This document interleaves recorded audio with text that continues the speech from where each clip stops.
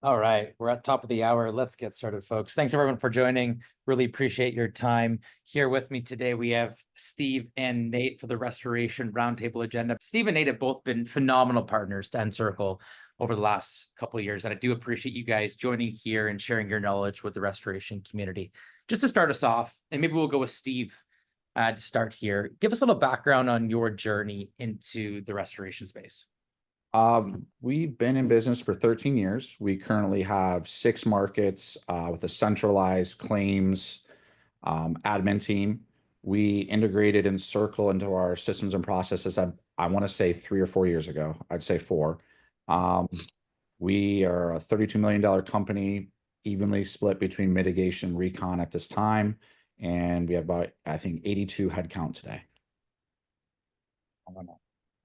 Thanks, Steve. Over to you, Nate. Yeah, so been in the industry for about 18 years. We started from scratch, probably like Steve. Along the way, we bought out a couple companies. We had 3 offices that we were doing work from. We were probably top 5 in the state of Utah as far as restoration companies goes. I sold out a couple years ago, and then about 6 months ago, we got acquired by Blue Sky. And for the past couple of years, I joined my original partner from 18 years ago, joined up on the consulting side. So we now work with other restoration companies to help them grow and scale. And if they decide they want to sell, great. If not, keep running their business. Believe it or not, we did not implement Encircle until after I left. And then I told my old business partner he needed to use you guys. So it wasn't until I left that they started using Encircle. So they've been using it for the last couple of years. So Thanks, Nate. Thanks, Steve. Appreciate it there. We've got some industry veterans here, so I'm looking forward to getting into the roundtable discussion. But we're going to talk about are a couple topics. We're going to talk profitability, company health. We're going to talk about documentation and efficiency and how documentation can really help a restoration business be profitable. We're going to talk about how we create a culture of documentation, especially with your field teams, and then wrap things up with how to manage relationships to really drive profitability. So this focus here is about revenue and profit. So what we'll jump into to start is, I'm sure both of you would agree that scaling a restoration business is more than just driving top line revenue, right? That top line number is fantastic. But what are the main things that you're seeing to kill profit in restoration that is somewhat within your control? I'll just kind of start off. For us, it was sending too many people or too much labor out to a project. And that might come not just for your field team or your production team, but your estimators, just this number of the revolving door of people that were showing up at the job site. They had a task, right? They had a purpose for being there. But with the advancements in technology and documentation, we could start to reduce that. We weren't for a period of time. And we were sending these people out, and you have your vehicles, your fuel, your insurance, and all these ancillary costs that add up, and you're looking to cut costs, but not cut that actual part of the service. So we had to step back and say, how do we provide those services a better service level deliverable, but also, do what we need to do. And that was technology, and that's where Encircle and some other technologies came into place. And the other part of 2 parts, the other part would be, looking at a project and understanding the scope early on, not getting too far down on a mitigation project to understand what the scope was. Like day one, we should know the size of the job and have a pretty good idea of what the ROM is in our heads and what our budget needs to be to properly plan it. Like, let's not get to day 2 or 3 and keep sending people out to figure out exactly what our goal is. yeah, I think for us, if I go back to my prior company before we sold, the year I left, I think that year we did 2,300 jobs, and most of our technicians were going to anywhere from 4 to 6 jobs a day. So kind of along what Steve said, if you're going to 4 to 6 jobs a day, half of your day is windshield time. And that was killing us, right? Because no matter what, from when you leave a job and go to the next one, you're going to be at least 45 minutes to an hour by the time the guys clean up from the job, by the time they drive, and then by the time they get to the new job, they're always going to be dinking around, spending 10, 20, 30 minutes just trying to figure out what they do. So I think windshield time was probably the number one thing that was killing us as far as operational efficiencies goes. And then to Steve's point, also getting having with the use of technology with Encircle, with Matterport, with DocuSketch, whatever it is we were able to let our technicians start doing work that our project managers used to be doing. So we would capture all of our stuff on day one with the technician, who was a lower paid employee than our project managers. And then we went obviously to in-house estimating as well. So we had people that were doing that, which reduced yet again the number of trips, the amount of confusion, and the time. Now on the consulting side, what do I see? I think it just goes back to operational efficiencies. That's probably still the hardest part for most companies, is actually understanding how to run things operationally and being efficient and getting all the data you need on day one. So Steve, I'd be interested to unpack two of your comments there. One was understanding scope earlier. What did you try out, and what perhaps worked in addressing that profit killer? So in the past, we would have, your first responders would go out and take some level of documentation, not always the best documentation, and they would come back, they'd have a series of descriptions to the project manager, who might go out next, or might send another team out the next day to do work. And if that project manager maybe showed up later in the day, they would get a scope together, and we'd understand the value of the job based off the actual work. Now, our team goes out there, they have a set documentation set they have to capture that we can analyze in real time to understand, hey, do we need to get more people out there? This is a bigger project. Is it a high-end project where a project manager really needs to be customer facing right now based off the liability of what could happen there? Or do we have too many people there at this time? So the ability to capture that data, and then also having people that are set to analyze it, right? Like, it's coming in, someone is responsible for looking at it and giving out instructions. By doing that, we not only cut costs and build our margins, but we're also able to understand where we might have some issues with estimates and setting ROMs, right? It used to be we'd have to go out, get there with Xactimate to come back with an estimate. Now we can get a pretty good ballpark based off of a video with the voiceover, what we're looking at, the size of the job, and within 10% have a ROM that we know we can commit to this much in expenses and still be within our goal for a margin. Yeah, it's really interesting that you talk about video. We've seen a big trend in video capture, especially on the initial inspection, with a lot of our customers describing the why, right? And what have you seen with your team in embracing video? Like, what impact has it made to your business, would you say? All right, so first, full transparency, when we rolled out video with voiceover, there's like this apprehension where people, I don't know why, didn't want their voice heard on the video or whatever. And then it just became this requirement. And then we said, listen, we understand that in the normal day-to-day, it is hard for you to get every picture and every note in there that we require. We know you're trying, but if you can give us a thorough walkthrough from the source of loss through the whole entire project with a voice over of what you're going to be setting, what you're going to be doing, and do it again at the end of that day, and do that every day, we can fill in some of the blanks that you might miss. And by doing that as well and sending it out to a customer, we also found that there's nothing lost in communication. A customer can click on that video, watch it, and get a really thorough understanding, if they're not on site, of why there's so much equipment going in their building, or why we have to do these removals. So pictures are, I'll say this, none of us are professional photographers, and pictures are great, but that voiceover actually says, why are we showing a video of this room right now? Oh, here we go. I'm walking and there's water coming up, and we're going to extract this, and we're going to have to take up this floor. It just does a really good job of setting the tone for the project. Yeah, super interesting. That's what we're finding too, is the why is really important, especially on initial inspection. Nate, on your side of things, you talked about resourcing and driving efficiency when you were operating a business, but then also with some of your consulting partners there.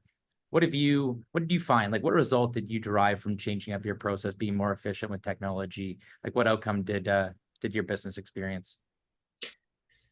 Yeah, if I go back to my prior business, setting parameters from the beginning was a huge thing for us, and I'm sure Steve has run into this. You have your technicians, and they're there and they're going to do work, but if you don't give them the guideline of, say, hey, I want this torn out in 2 days, or I want this completed in 3 days, we realized that projects would go on much longer than what they really should. And it always was so frustrating, because sometimes and I guess just full transparency. So sometimes we'd get a demo team that's not part of our company and sub it out. And it always blew my mind how quick a demo team could get work done in 4 to 5 hours. And it would take my guys 2 to 3 days. And it always drove me crazy to go, okay, guys, you've been doing this. You've been a technician for the last 3, 4, or 5 years. How come I can call in this demo crew and they're 5 times faster than you? Right. So one of the things that we focused on was setting an expectation, and this required good management of somebody following up on the technicians and really pushing them to go, okay, where are we at on this? Are we going to hit our deadline? Are we going to be done by these days? And obviously, there's always certain things that are unforeseen, and we totally understand that. But, I can't tell you how many times I show up to a job and my guys were always in the truck. They were either vaping or smoking, or they were on their phone playing games, right? And it drove me crazy. I'm like, look, I don't go to this many jobs, but half the time I show up, my guys are in the truck when I get there. Right. So going back to technology, yes, we put GPSs on every single truck, right? We knew when the truck was running and when it was idling. And I'm definitely not a micromanager, but as we started to look at some of that data, it definitely changed how our decision making was being done and how we probably were managing people. And once again, I love my technicians, so I don't want to say, I know we got a lot of people on this phone call, but it will blow your mind.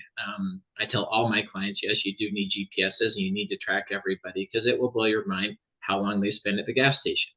So we came up with a rule at our company that you had to empty your truck at the end of every night and fill up on gas, because I knew that they wanted to go home and see their wife, they wanted to go see their kids, and so they weren't going to spend an hour at a gas station or at the dump or at the dumpster because they wanted to get home.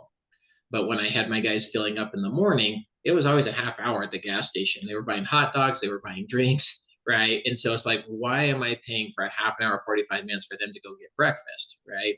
So just some of those small tweaks. I mean, for a super small company, you may not see those savings, but for companies like Steve and mine, I mean, that's hundreds of thousands of dollars that goes out in labor when they're not working. So those were some of the things that we definitely saw and that we made changes for. And we weren't perfect, but we definitely were working in the right direction.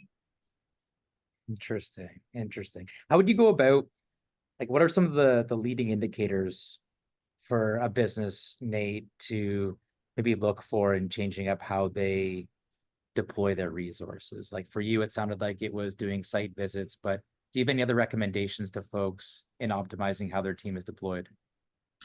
I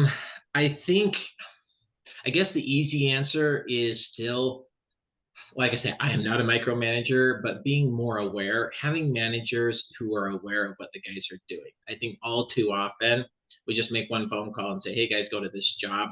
And then it's almost like we think magically everything's going to be perfect. So I think having true, good management who knows how to be kind, caring, and loving, but also knows how to push to get the best out of people, honestly. Right.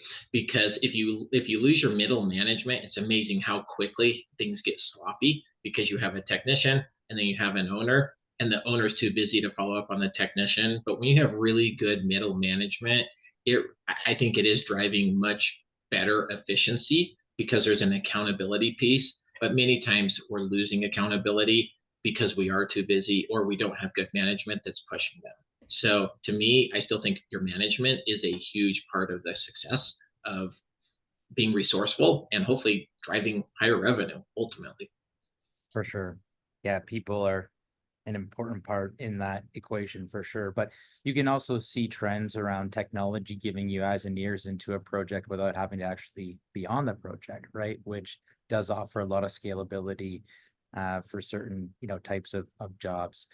You both referenced the importance of technology, right? That's one of the reasons we're here today, and how it plays a big role in profitability.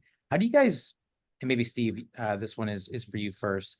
How do you look at ensuring your team is aligned with your priority of using technology to ensure that you're getting paid, right? Like your focus as an owner is getting paid, right? But people on your team, that might not be their main focus. How do you ensure that your priorities with your team are aligned? So someone's giving me an exercise recently and we rolled it out, was you ask everyone, how do we make revenue? And that was a really interesting question to ask everyone in the company and get these answers back, and then realize, well, we need to get some synergy here. And from my standpoint, it's very easy for me to see something like an Encircle or technology and say, we're going to go get this and implement it and then hope it works. But I think over the last 2 years, what changed in our company was we speak to culture. It's part of our culture, the technology, the documentation. We make for sure that people that utilize the technology and document correctly are rewarded, right? And not always monetary, just like sometimes it's like, hey, this is the person that's doing it right. And just like constantly complimenting people.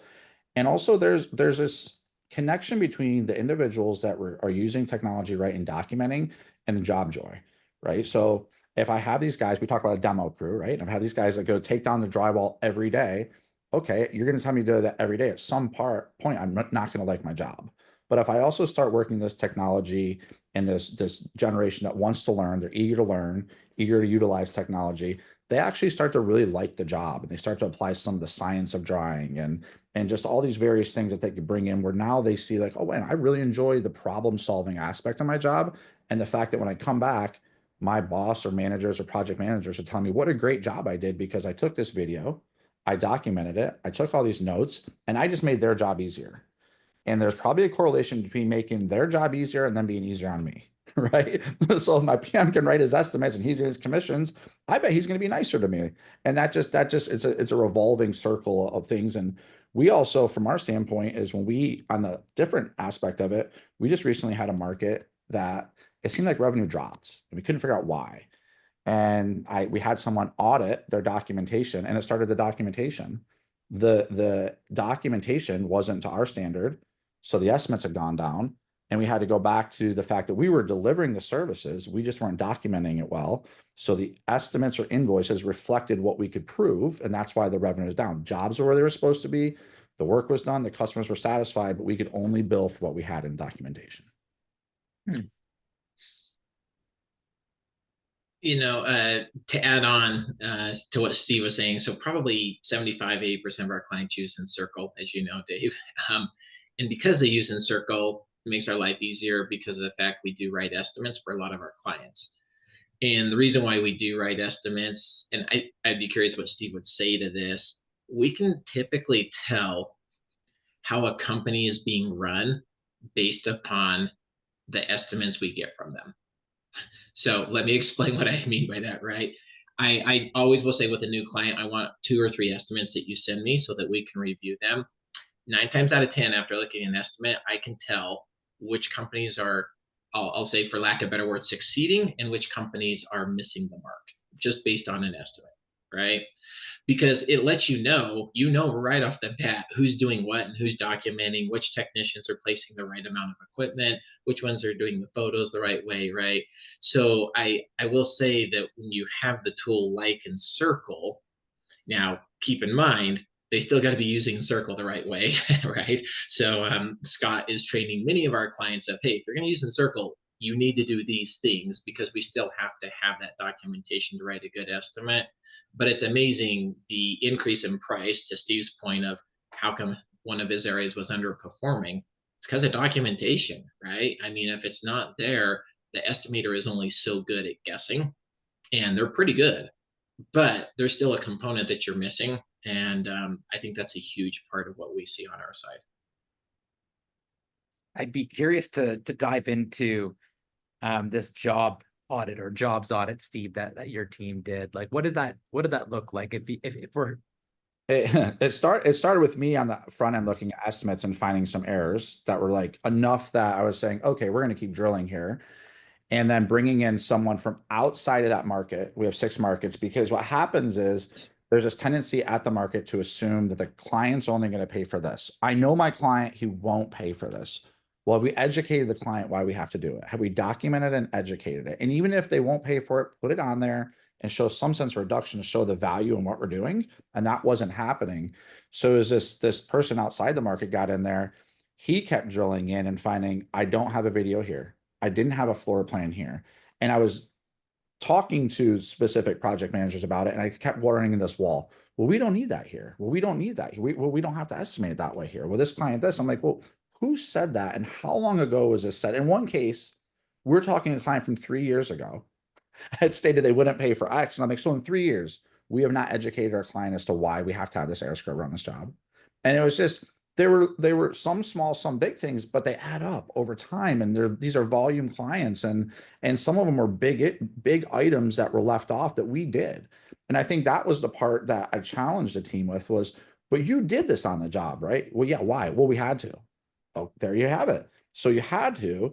You don't have the documentation because you said they won't pay for it. I go, they just don't go together. And when you start getting that conversation going, and you say, well, let's present it to the client, not 100% of the time, but many times the client's like, okay, you're the expert. We've trusted you for 3 years. If you're saying we have to use this, we're going to trust what you say. You've done a good job for us. You've earned our trust, but you got to go back and educate the client sometimes. We just had a sales boot camp a couple days ago, so all of our sales reps flew out, and I always tell everybody education sells better than sells. So what I mean by that is when people are educated, it automatically should sell itself. Whereas when you're being pushy with sales, it normally doesn't work, right? So to Steve's point, I firmly believe education will sell better than sales will. When they understand why and they understand the risks or the benefit, people make a decision based upon the education that you've given them. Super fair. Super fair. Speaking of education, I do know in the conversations I'm having in this industry that there's always, a time where an adjuster like reviews an estimate or an invoice, right, and picks out certain items and says, hey, we don't, pay for this, or it's a cost of doing business. Like you guys both talked about the importance of education. Like, how do you train your team, whether it's a salesperson, an estimator, project manager, depending on the role and responsibility on how you guys break out your team? Like, how do you train them to have those conversations, or what does that look like on your side? So for us, first, it's like, don't make it contentious, right? Understand that if everyone's doing their job the right way, to include the adjuster, we're trying to return the client to 100% pre-loss condition as fast as we can. So the less time we spend squabbling, the better, the faster we can do that. So sometimes it's just giving them a reason why, hey, if we do with this, it'll get done faster. Maybe it's less tear out, less recon. And also giving the reason you said about why earlier. A lot of times I found when we're getting pushback, we're giving like a small percent of why. We're not giving all the reasons we have to have air filtration there, or all the reasons that we need to dry past 3 days, or take out flooring. And it's just, I think from the contractor standpoint is understand that from an adjuster standpoint, it's just like contractors. There's good and bad adjusters, by the way. And they just need to understand why we're doing something, because at the end of the day, they have to answer to someone too. And they just can't say, Steve, you're a great guy. Yeah, tack on X dollars to do this and it'll be fine. It may not be fine. So giving the reason why, and also being consistent, like as across our company, as we've grown, it's having consistency. So if in Naples, Florida, we use air scrubbers on every Cat 1 water job, in Orlando, they have to as well. We can't have different people in the company doing it different ways, because then someone's going to come back and say, but I don't understand this. You're telling me we have to do it all the time, but over here you have a fellow project manager who's not doing it any of the time. Which one's right and which one's wrong? And those are tough conversations with growth. So for us, it's developing the SOPs and the why, and sometimes even providing the verbiage. Today I just got some ISCRC verbiage for air scrubbers that I was providing to everyone. It's like, hey, you take this, and you have to have this in your F9 note. Put it there, put the reason in there, and then allow the adjuster to come back and tell us why we're not going to follow the standard. But don't assume the adjuster's read that standard. We got a big group on this call today, so this might be well received and maybe not, but it just shows the human factor in this industry. We got a lot of work from adjusters. We were very close with adjusters, and I can't tell you, prior to me getting work from adjusters, it would drive me crazy. So I would get kicked off of jobs, or they wouldn't allow for certain things that I could bill. Then as time went on, I got to know them better. We became friends. All of a sudden I could write my estimates and I didn't get questions on them. And then my competitors would say, oh, I hate this adjuster. They won't pay for this. They won't pay for this. And I'm kind of laughing going, well, they paid for all of it for me. Right now, I'm not saying this is right by any stretch of the imagination, but as Steve said, I have adjusters that would, when I had my company, they'd send me out and I could write the estimate and be totally fine. But if you weren't on the adjuster's good side, they were going to rip you to pieces, right? So I guess what's the point that I'm trying to get to is, yes, we're not going to win every adjuster over, but don't be contentious starting out, right? Go in with the adjuster. Some of the adjusters who hated me the most are now my best friends because I said, hey, I understand we got differences. Can we go walk the job? And you give me an hour with anybody. Most of the time, I think I can be a friend with anybody by the time I'm done, right?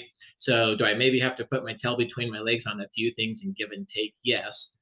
But if I get that friendship or that relationship, I know 10 jobs later, he's probably going to go, Nate, I trust you, write your estimates, we'll be fine. Right. So I think there is a lot of value. Once again, I'm not saying this is right. Why do they beat up one contractor and not another? But I am saying there's value to having that relationship and trying to at least approach the situation on a good note. Sometimes it's still going to burn you. Sometimes you're going to have those awful adjusters.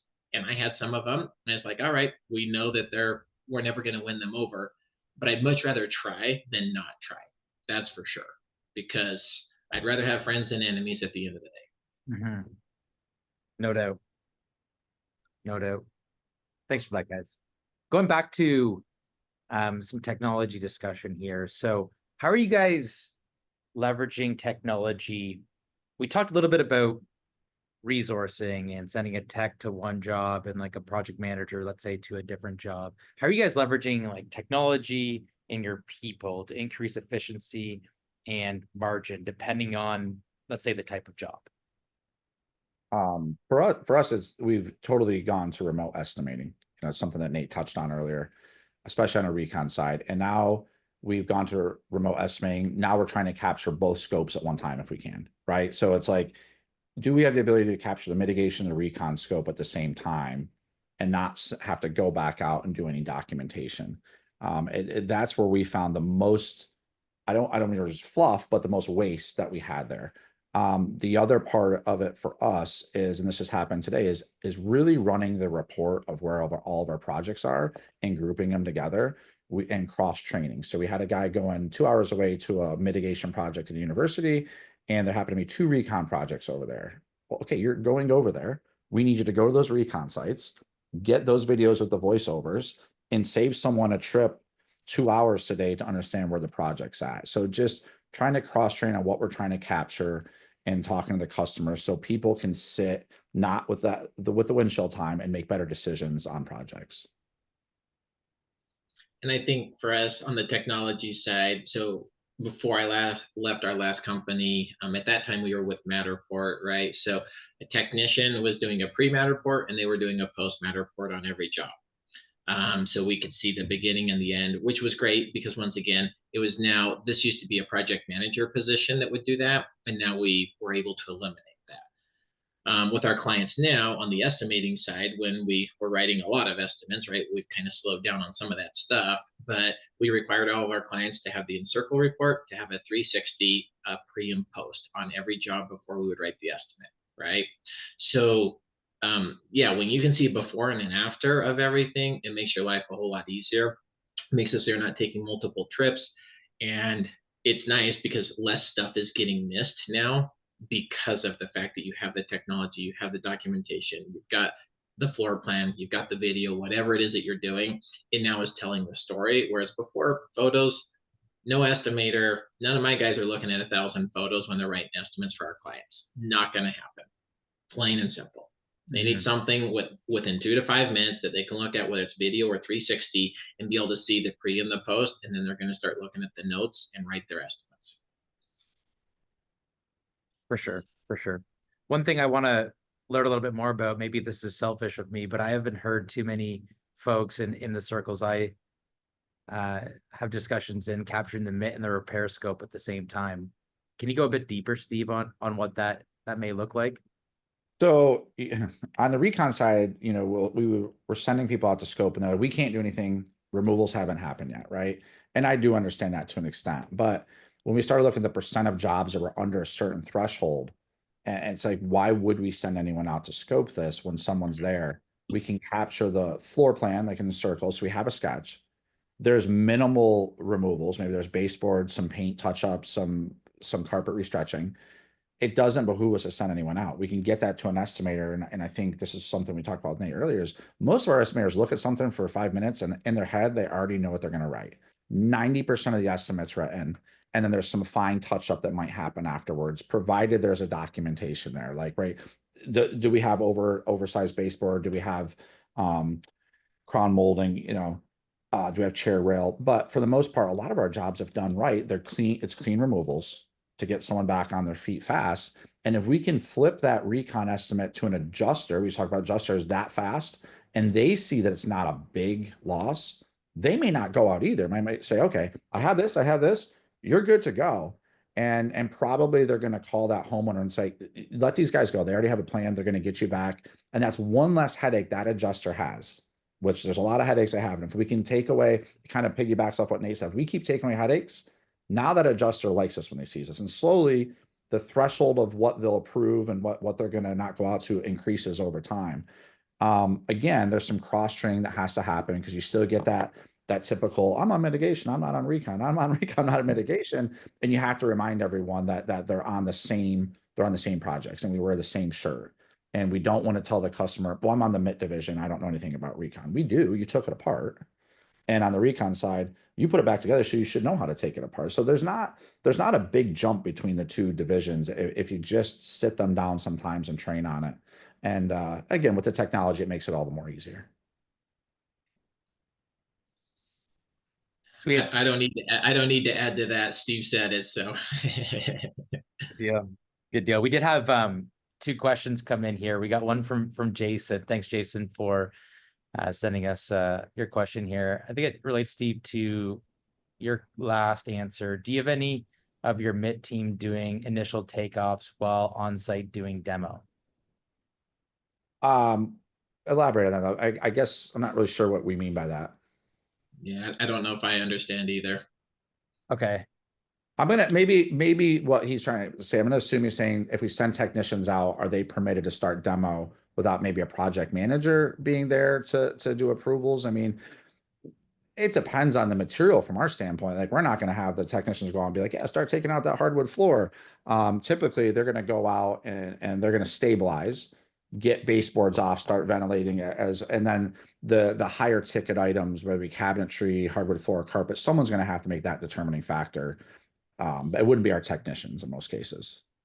I wonder if he means by takeoff, if there's like a preliminary estimate that you're trying to write on that day one. Is that what they mean by the takeoff? Like a basic repair, it looks like scope. Yeah. So, okay, all right. Hey, look at that, Jason. I read your mind. Yeah, so for us, for our technically, they would be, ciphering that information back to our team, and our hub of estimators would look at it and whip that together pretty fast. And we do have clients that when we get out there, they don't want to start until they have a mitigation and recon estimate in hand. And it doesn't behoove us to leave it. It makes better sense for us to keep a technician there for an hour, even if they're waiting on that estimate, if there's more information needed, so we're not doubling back. And usually those are your smaller ones, like your bathroom leaks where we have to take out a vanity or something very small. When it's bigger, most people know they're not going to get 100% estimate on a 10-room flood with all the recon.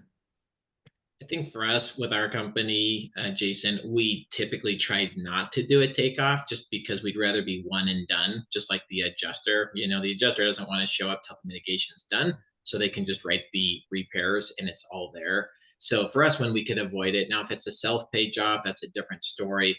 If it's TPA work, that might be a different story. Or if you just have the super anal picky homeowner, then maybe you have to do it. But I didn't like wasting time on something, knowing that I was going to have to go look at it a second time and make modifications and changes. We'd rather try to be one and done on your jobs that are 10,000, 20,000 or less. Now we get 50,000, 100,000, totally different situation. But for the most part, we tried to just write it when we were done with the mitigation for us. Thanks, guys. Appreciate that. We had another question come through here.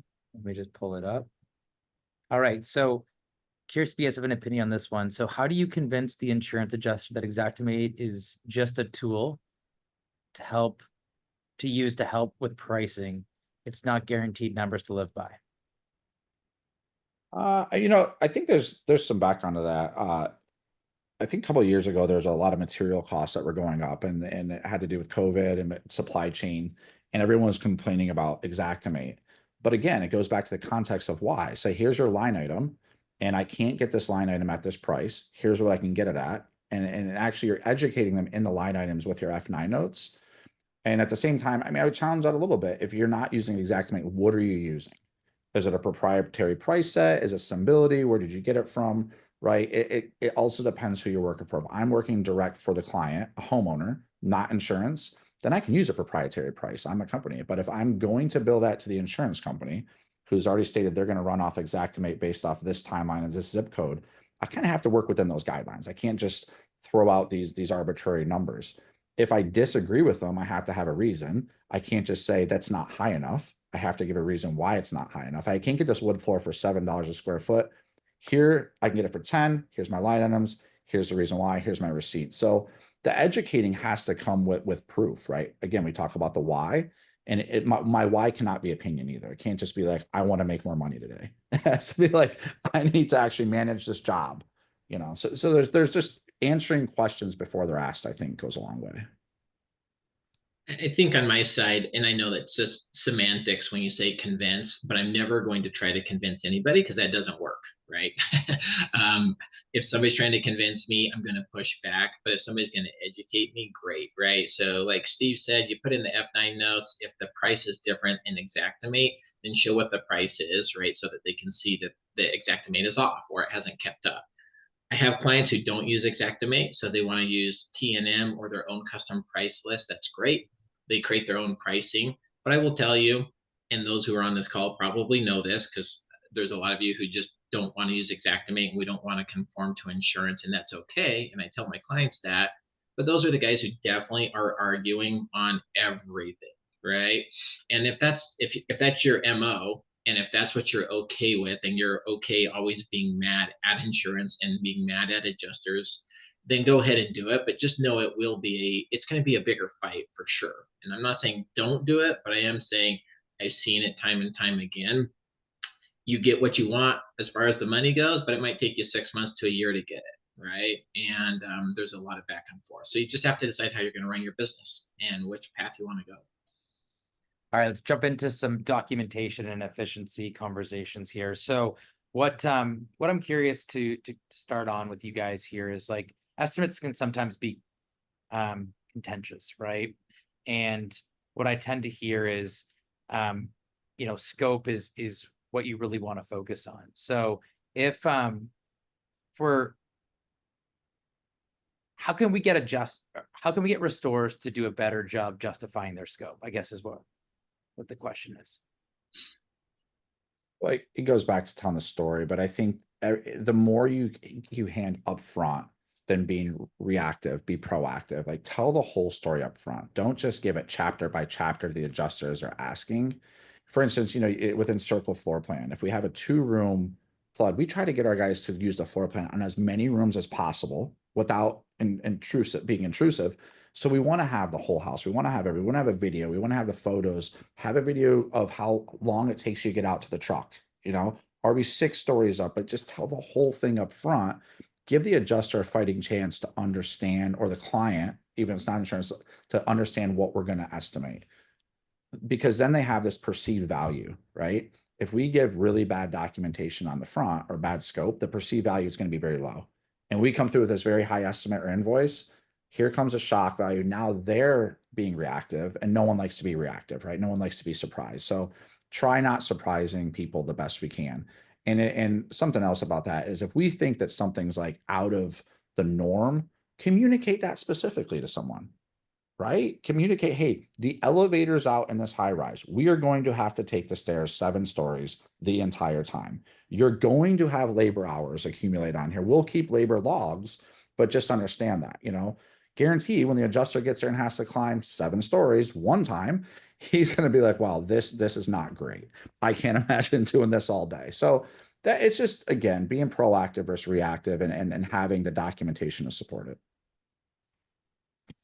And I think, and once again, there's never a silver bullet, right? Everybody's different on how they see things. So I totally get that. But we're talking about the majority rule, right, of what we can do. And to me, with our guys, I said anything that's outside of the normal scope, and obviously you have to have some time in this industry to understand it.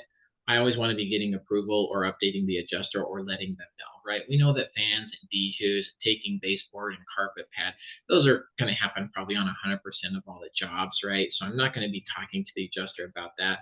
But the second there's something that I know is just a little bit more than what is normal, then I'm either emailing or calling the adjuster, assuming you do have a field adjuster, to just say, hey, we've run into this. I just want to let you know what the situation is. When they know what that situation is, their guard goes down so much more. But when you just do something and then they see it, they're going to dig their heels in. So this takes experience in the field. You got to kind of know what those things are that are maybe outside the normal scope of work that you should be doing. So I understand that it takes some additional resources and some additional training. But to me, I just don't like the fight, right? And I have found that adjusters, if you keep them updated, once again, this is just a general rule of thumb. It's not all of them. The battle is less when they have a heads up versus just dropping at the end.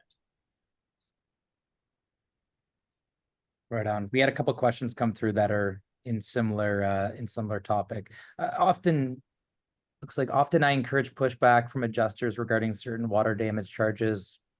One was around PPE. It looks like the other is around like thermal fogging or ozone treatment. Do you guys have any tactics or tips to handle this objection effectively, whether it's through documentation, industry standards, processes in the field? Yeah, the PP one I can touch on because I saw that one come through. There's Yeah. two schools of thought here. There's a school of thought that don't take any pictures of anyone in or without PP, because if someone's without, there's going to get pushback. Right. I really think if that's happening, you have a problem with a relationship there, right? Because adjusters know there's going to be a one-off. The other thing is PP are, is it needed? Why is it needed? And then the changes. Like, it's not the PP people are getting pushback from. It's the number of changes, the number of Tyveks, the number of filters. If you tell me you use 20 Tyvek suits in a day, I'm going to say, why? That's a lot that you went through. And then if someone asks you to prove it and you can't, that's going to be the problem right there, right? If I look at a picture and the Tyvek suit looks like someone just rolled around in dirt all day, I'm going to go on a limb and say it wasn't changed 20 times. So being reasonable, I don't think that there's insurance companies that don't want you to be safe or violate OSHA laws. But you actually have to know the OSHA laws, right? There's a lot of restorers and contractors that I work around that really good at quoting laws I can't find anywhere, right? That's against the law. I'm like, what law, right? Also, is it a standard or is it an opinion? And then look at their guidelines. We keep talking about insurance. I know a lot of contractors that will tell me everything an insurance company won't cover, but they won't tell me what they will cover. So maybe there's something that's being covered that is in lieu of the PPE, but we take pictures of the PPE for the sheer purpose of forgetting about the invoice. It's our liability as a company. And I don't want someone to come back and say they weren't provided PPE or they were discouraged from wearing it. There's a picture of you wearing the PPE that we provided. At the same time, then the liability also falls on us as a contractor to be providing the right PPE, the right filters. Is it full face? Is it half face? Is it N95? So there's a lot of things that revolve around PPE that are non-insurance. And I will say this, if we're doing things for the right reasons, it's for safety when it comes to PP and not billing, right? And that's really why we should be pushing PP right now. I think another thing too, just because I've been doing it for the last 18 years, we were probably, I believe, the first company in Utah that started testing for asbestos. I can't tell you how much pushback I got for it, right? They hated us. And we had the choice to go, do we keep doing this? Do we not keep doing it? And the funny thing is I think you have to be able to be a bit of a visionary and look into the future to go, the needle may not move today, but it might start moving in 6 months or a year, right? Within about a year, many of our competitors who never did it started doing it, right? And the pushback that we got after a couple years, we never were getting pushback because everybody started testing for asbestos and they didn't beforehand.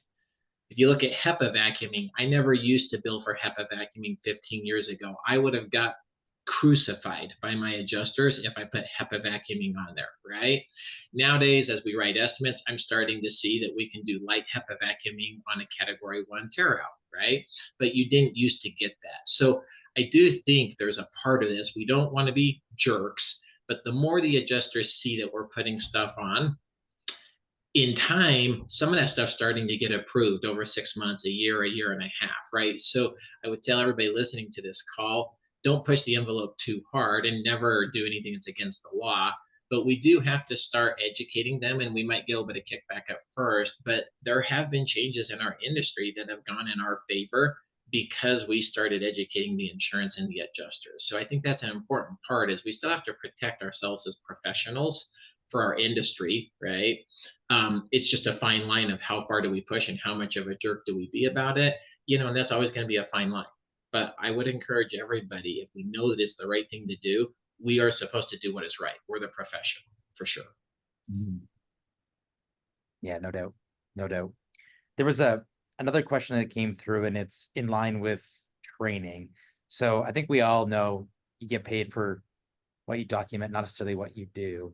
But one of the challenges with documentation is getting some of the technicians or your field workers to adopt, embrace, and understand, why documentation is important.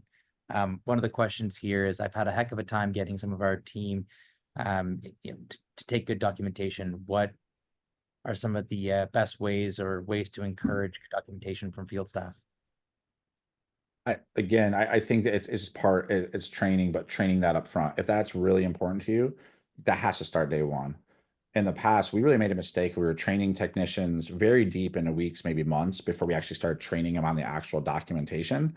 Well, now they've been out to multiple projects, not documenting, and we're throwing this in there. So building that documentation piece out early. And it doesn't have to be monetary all the time. It can just be the attaboys or a best documentation person of this, or the team event who's got the best reports. And then the other thing is constantly auditing, spot checking, and that's everyone. Like, I was surprised recently we did an audit that, like, our technicians were crushing it at documentation. Some of our upper managers were not, because we weren't checking all the documentation. It's like, hey, we have to set the standard from the top down, and you have to be the standard. And then also, two other things I would say is writing out an SOP or some standard that is on every project, no matter the size. Like, this is it. And building a simple checklist sometimes, whether it be virtual or an actual document of, please make for sure you can check all these boxes before you ask me to look at this job. I don't know what it is, and I don't know if others struggle with this, but it seems like day one documentation, most guys do well. And then day two, day three, day four, everything gets worse because the new guy goes to the job that wasn't there on day one, so he doesn't do it. There just seems to be this systemic thing of that not happening. So one of the things we did at our company, and Dave and Steve, I think when we did our pre-call, I mentioned this. We said that our guys had to actually call before they left every single job. So my mitigation managers, at that time, they worked in the office. They would go out in the field occasionally, but my techs would have to call the mitigation manager before they left a job. Anybody here that's a manager and owner knows that your guys are going to try to leave early. It's a Friday. They'll try to get out by 2:00. So before they could leave, they had to call. And then our mitigation managers would check to see if all their documentation was done. Were the readings done? Were they uploaded? Were the photos done? Right. And if they weren't done, we were capturing everything right there before they could leave to go home or go to their next job. So I would encourage everybody, if you're having a hard time getting documentation, just make it a rule that your guys don't leave the job till they call you. Because half the time my schedule, we were getting 10 to 20 jobs a day. My schedule changed so much. I didn't want them leaving anyways, because I may be sending them to a different job. So this really, for us, helped a huge amount of making sure we got documentation and that the guys weren't leaving without everything happening that should happen. I like the recommendation. I do. Do you guys think about it differently with like new employees? Like, you can start them off the way you want, and you get documentation done early in their employment journey with your company. What about existing, say, employees on the change management side of things? Like, do you have any tactics or tips to share? Patience, maybe. That's our challenge, is we always did it this way, or you're adding something more to our job. And it's that trying to create a clear picture that I'm not adding anything more to your job. Yeah. This has always been part of our job. We just have the ability to do it better than we did 5 years ago. We don't have to take a bunch of still photos. We have a better ability to better document everything, which, if you're truly here for our customers, this is for our customers.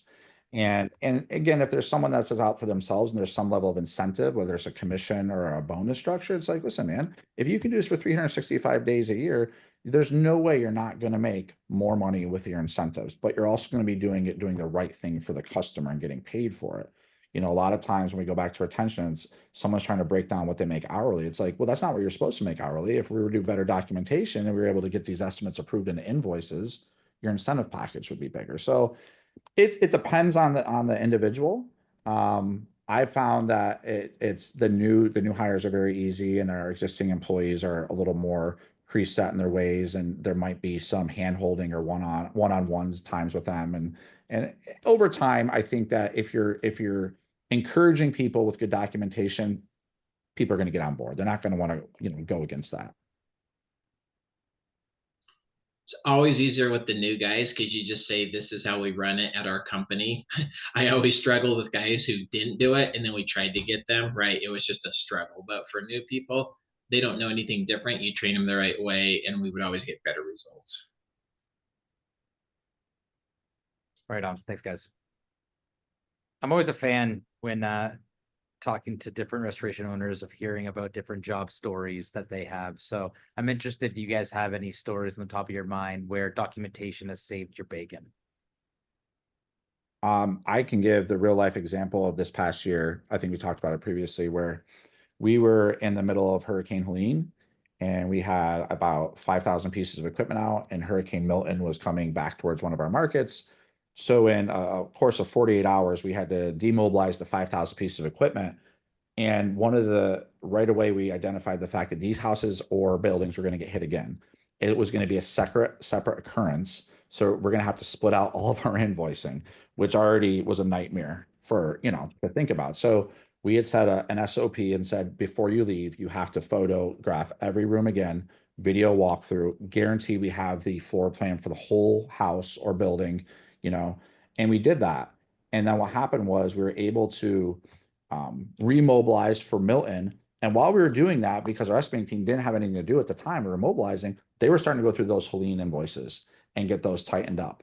And then it just made it so much easier, because if I were to call back and say, all right, the 2-foot flood cut's a 6-foot flood cut now, okay, we have 2 foot here, 4 foot here. They were producing those invoices faster with the split documentation because we had the new videos and photos. Had we not done that, I think many jobs would have had one invoice, a lot of interpretation on the adjuster side, and a lot of confusion.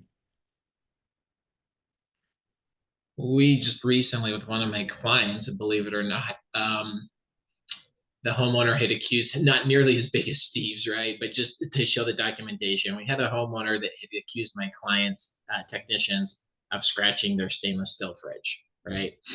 And they didn't think they had done it. But thank heavens in this case, they did do a 360, right? So they had the RICO of the pre and the post. And sure enough, they went back to the 360, and the scratch was there before they ever started the job. And they were able to show the homeowner and go, look, the scratch was here before we ever did any work whatsoever. So I do like that 360, just because I know a technician is never going to take a photo of a fridge if it's unaffected. Why would you? There'd be no reason to, right? But the 360 is nice because it captures everything. So it kind of gets rid of that stupid factor. And in this case, it definitely saved my client from fixing a fridge or buying a fridge, or, whatever you want to call it. So just the better you can get the layout of what's there. And that's why the pre and the post, I think, is so important, is to protect your butt. Mm-hmm. Yeah, pre-existing damage is important to document for sure. I've heard stories time and time again. And Steve, very, very interesting scenario you guys were in the fall with 2 catastrophes hitting back to back. Yeah, I mean, and the dollar amount to that was, to be honest, millions. Like, Yeah. without that documentation, we would probably still be trying to figure stuff out today. I mean, just at the time, it seemed like it was going to be this insurmountable challenge. But once we just really dummied everything down to, this is what has to happen on every job, no matter what. And about 75% of those buildings and houses did get hit again. So there was like a whole separate occurrence. And not just from the invoicing side too. I would put this from the AP side, like our accounts payable to subcontractors, knowing what was done prior, like demo crews, and to knowing what was done. Of course, you have demo crews trying to submit 2 invoices for work. And we're having to decipher, well, hold on a second, this was done prior to that storm and this was done after. So that helped on money going out as well, which in turn helped with the margins.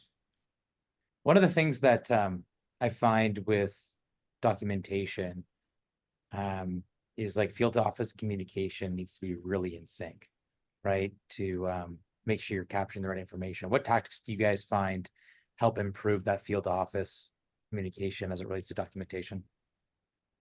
On our side, our coordinators here have, your three screens. And when they're looking at files, they do have, and for us, it's Encircle or whatever platform we have to put them in up. And they're able to say, hey, I have no photos. I have no video. So in their SOP, they're looking to pull a photo report right off the bat or something. And they're putting their hand up saying that this isn't going to work. We don't have the supporting documentation.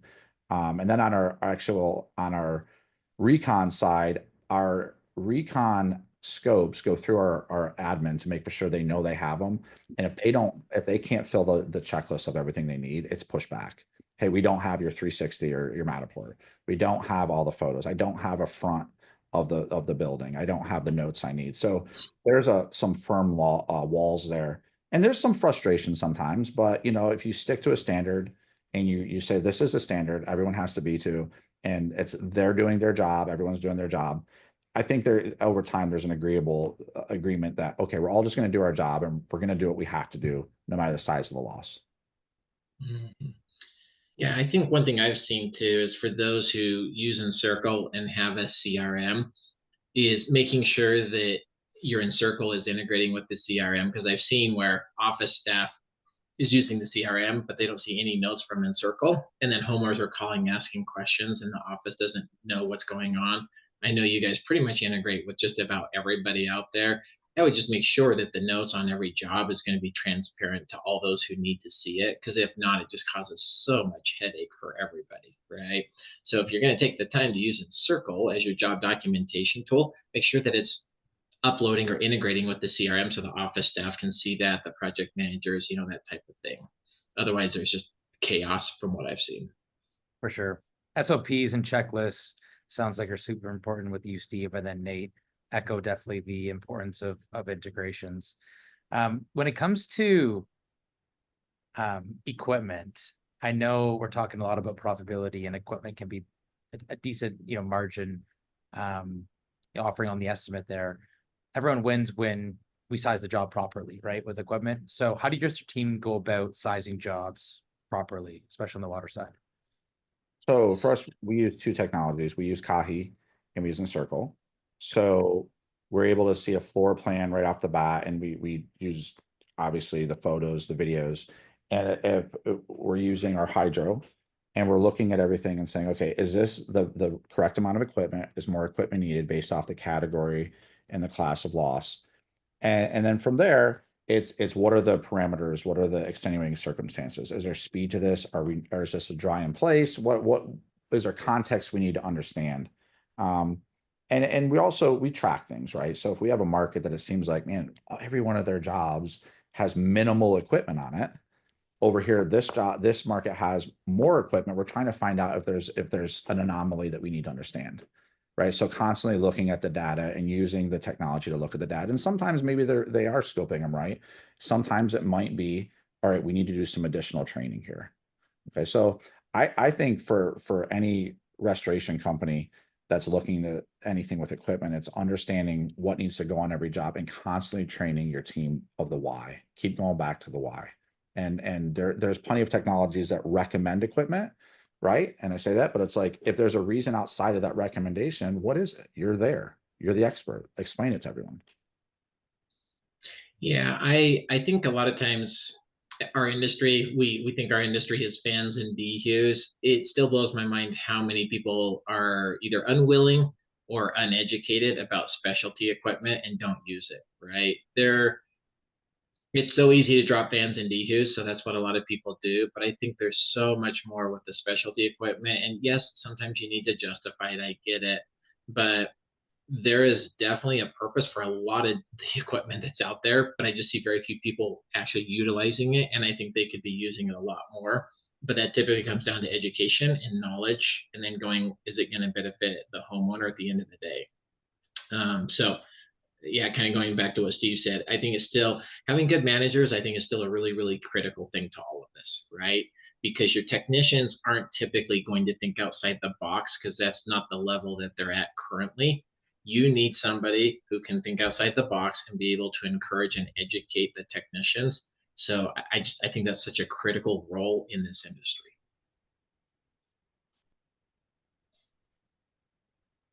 For sure. For sure. We had a question come through. I think it's one I can answer. It was on what integration partners does Encircle have? And I think CRM came up in the question. So I just posted a link for those that are interested in the chat to our integration partners. You'll see we integrate to folks like PSA, iRestore, Accelerate, ServiceMinder, JobDocs, Albi, and then Steve mentioned using Kahi. They're also an integration partner of Encircle's too. So lots of integration partners. You can check out that URL if you're interested to learn more. And I'm also happy to chat with anyone afterwards if you have additional questions. Okay. Steve, you touched on the catastrophe you guys were in back a couple months ago. And curious to go a little bit deeper there. So obviously time's not a luxury in a catastrophe. So how do your teams like balance the workload? You guys have way more jobs than like BAU, right? And you still don't want to sacrifice some of those SOPs you've talked about, your checklists and your documentation standards. So how do you kind of balance that hard problem? This year we were able to do a lot more of cross training. So very, very early, well, last year, very, very early, we started making sure everyone on our recon team had some level of training with mitigation and primarily on scoping, right? If I could get someone out there to scope the job and get it into our hub, my project managers can manage projects. And that helped out because what I noticed from Ian and other hurricanes was 10, 11 o'clock at night, our guys are sitting there trying to do paperwork, trying to write these invoices, trying to write these estimates. And it's just like there's a burnout factor. So this year we were able to minus T&M get our recon team out to every residential job, scoping it, getting the information into the hub, reviewing it, and even doing moisture mapping. That was a little bit of a challenge. And then getting everyone else on the jobs managing. So my project manager was managing customer expectations, was managing the deliverables. We were checking some documentation, and it was divide and conquer. And if we saw that something was lacking, we shifted more personnel that way. Even developing our sales team, our operations managers, anyone that understood the industry would say, okay, this is the focus today. Hey, we're seeing that we're not getting enough photos of equipment for whatever reason. Please go to these 5 jobs, take a photo of every piece of equipment, a video of all the equipment, and get that back to us. And it's just trying to understand that the people that were out there doing the work, they want to do all the SOPs, they want to do all the standards. They're just burned out, man. They're just burned out, and give them a lifeline for a day to a week, and they're going to refresh and they're going to come back at it. And that's what happened. You know, people, they saw that lifeline and they came back in, they appreciated the help, and you know, the team lifted the team.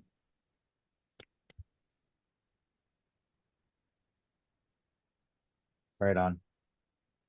I always find the catastrophe response and how you manage through it is fascinating, especially in this industry when it's up and down for sure. One thing that I wanted to dive deeper into as well is you guys talked about SOPs and checklists from this session here. But we all know that depending on the customer, whether it's a carrier or maybe it's a commercial client, they may have certain expectations or requirements that are specific to the jobs that you're responding with them on versus like your SOP. So do you guys have one SOP across all your customers and almost look at like a lowest common denominator, like the strictest kind of SOP that you need? Or do you guys kind of have different ones depending on the line of work or the customer you're working with? For us, we go with the strictest one. You know, we say this is the strictest one, and this should be what we provide to every client. And even the strictest ones, I'll be honest, they can't get too much stricter anymore. There's only so many things that we can provide them right now. And we always look at why and what that supports. And if we're able to do it for this carrier, we should do it for this cash client down here as well. And it just builds value. And for us also, I can train the strictest, but I can't train 20 of these. And if I could, it would be a nightmare because I'm telling people, oh, it's this carrier, it's that provider, it's this, it's that. Now, on some of the SOPs, there's things we can and can't do, which I have to understand. You can do removals, you can't do removals. But in terms of documentation, it is you're going to go out and you're going to do the same checklist every time. And even if the client doesn't need it, we require it. We, with our company, 33% of our work came from TPA. And yeah, some of you probably think that's a swear word, and it might be. But when you've got 10, 15, 20 different TPAs you're working with or carriers, right, it became really important to understand what you're going to do. So with my clients now, when they're like, what should I follow? I go, unfortunately, whether you like TPAs or not, it does make your company better, right? It will. It will make you document better. It'll make you follow processes better. So I would encourage everybody to find whatever the TPA standard is that's the highest and follow it. You're going to make more money. You're going to have better results. You're going to have better documentation. So if you're looking for a starting point, I think those are actually pretty good starting points to go with, right? Because, at the end of the day, TPAs aren't going anywhere, right? We keep seeing more and more and more of them.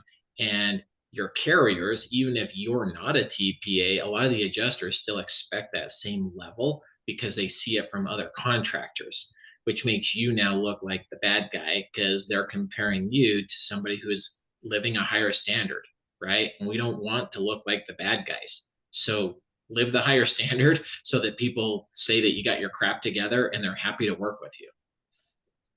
Yeah, to piggyback off that too, is then it's improved AR, right? If my documentation is great and my invoice is great, it's improved AR. We have a number of clients that we get called out to that are initial day cash clients, right? We give them a cash estimate. Well, they turn that into their insurance company, and if it's not to a certain standard, they're going to get pushback, and that pushback is going to kind of roll down to us as well.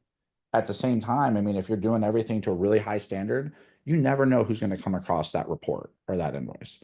And you could have some adjuster comes across says, who's this company right here? This is what we want. Let's start sending them work.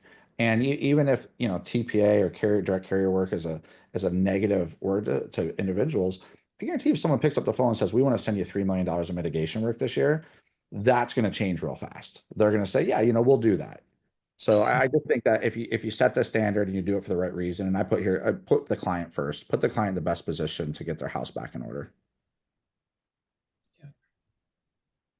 Yeah.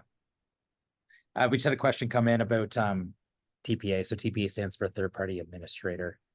Just close the loop. That's a whole nother conversation for another day. Fair enough. Fair enough. Well, thanks, guys. We've talked a little bit about SOPs. What are like documentation must-haves? Like if I'm a contractor, maybe I'm looking to change up my SOP, or maybe I'm looking to get a little inside baseball into like what your SOPs look like. What would be like some of the top must-haves as it relates to documentation for you? I would say some level of a 360. We use Matterport. There's a lot of technologies out there. Video with voiceover for us as well. A floor plan, and all this technology is readily available now, right? And daily photos, right? We talked about that, daily photos of what is important. If I have an air mover on a job for 5 days, I need 5 timestamp pictures of that air mover to prove it was there for 5 days. And then our notes, and not these broad notes like completed demo. Break the notes down by the location. What did we do specifically? And if possible, the why, right? The more that we're providing, these are all very easy to do. It sounds like a lot, but it's available on a lot of platforms. But doing all that at once and continuing to do that and building that in your culture and making that an SOP, you're going to improve your margins exponentially. I would second Steve on that. Definitely, we required the 360 for our estimate writing, so we could see that, and that has to be a pre and a post. And then the job documentation tool, which I said probably 70 to 80% of our clients, it's Encircle currently. The other thing too that I would recommend is, if you look at people who write estimates, most of them that are good use macros. There's no reason why you shouldn't have a macro of what your SOP is for out in the job field, right? There should be a set thing of the things that your guys should be doing on each job, and it should be some type of checklist. Obviously, that can be built into Encircle, and you have that. But the more you standardize things, the better your results are and the less confusion there is with your guys. So I'm really, really big on standardization, that you just say, this is how it's done, right? Because once you start allowing the loosey-goosey stuff with my clients, one crew does this, another crew does this, and it gets out of hand really quickly, right? So it's better to standardize as much as you possibly can, given your circumstances. For sure. Standardize, educate, train, put it into a system, make it repeatable, right? Thanks, guys, for the tips there. A lot of good takeaways. Now we're coming into the end of the session here. Are there any takeaways or things that you guys would like to leave the audience with? Personally, on my side, I touched on it earlier, is if you're looking to grow margins and grow profitability, you still have to put your client first, right? And if you're putting your client first and doing things for the right reasons, and you understand that comes to your training and your SOPs, and you do that consistently, over time, your margins are going to grow. I just think that's the only way to do it. You got to put the client before profitability, and then educating not just your team, but the adjusters and the clients along the way with the same messaging on why you're doing things. Have to be consistent. I think now that I'm on the consulting side, I think my answer would have been different a couple of years ago. But I think the biggest thing is, yeah, I'm trying to think how I say this, and it'll just sound very, very simple, but keeping an open mind, right? There are so many strong opinions on don't do this, or do this, or do this. And it kind of blows my mind that people can be so left or right on what it is.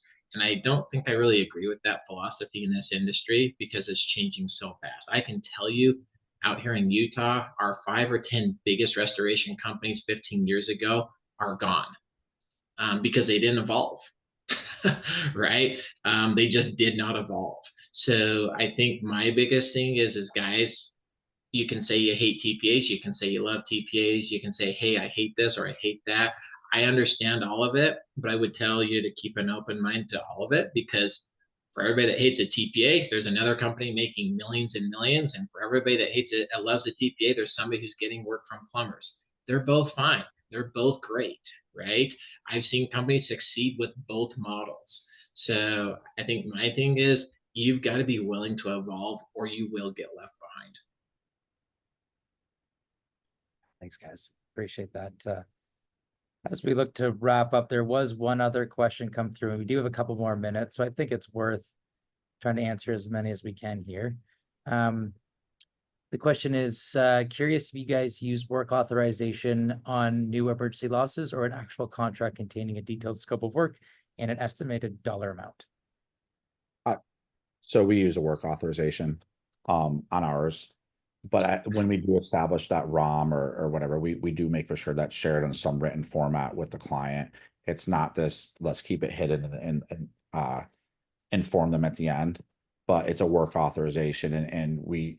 So something else to throw on that is, we do have clients or MSAs or whatever. There's always something to authorize us to be there. If it's an email, that email has to be put into a PDF and put in our file. If it was a text message from the maintenance manager on MSA, that's got to be put there. But there's got to be something documented that authorized us in that job to be there.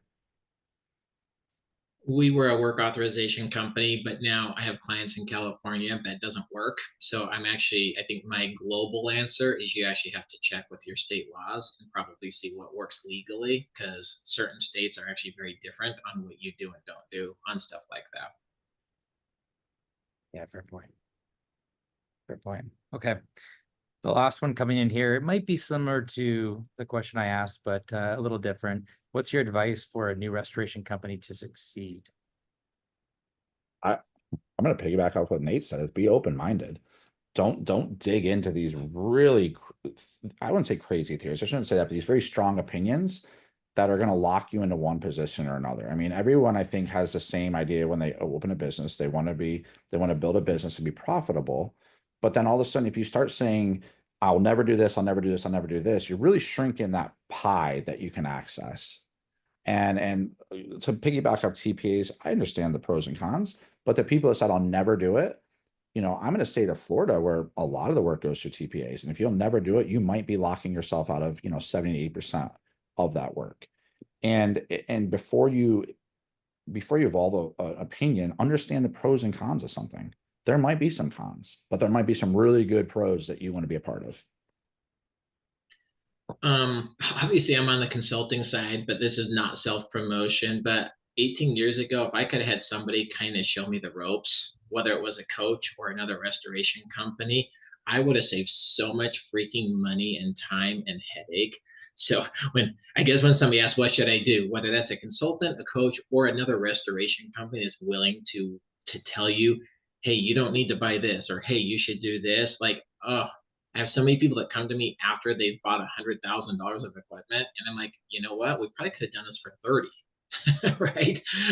I wish that I could have had access to that when I did it. So find somebody that's a professional, that's successful, whether that's a coach or another owner of a business restoration company, and learn from them so you don't make those same mistakes.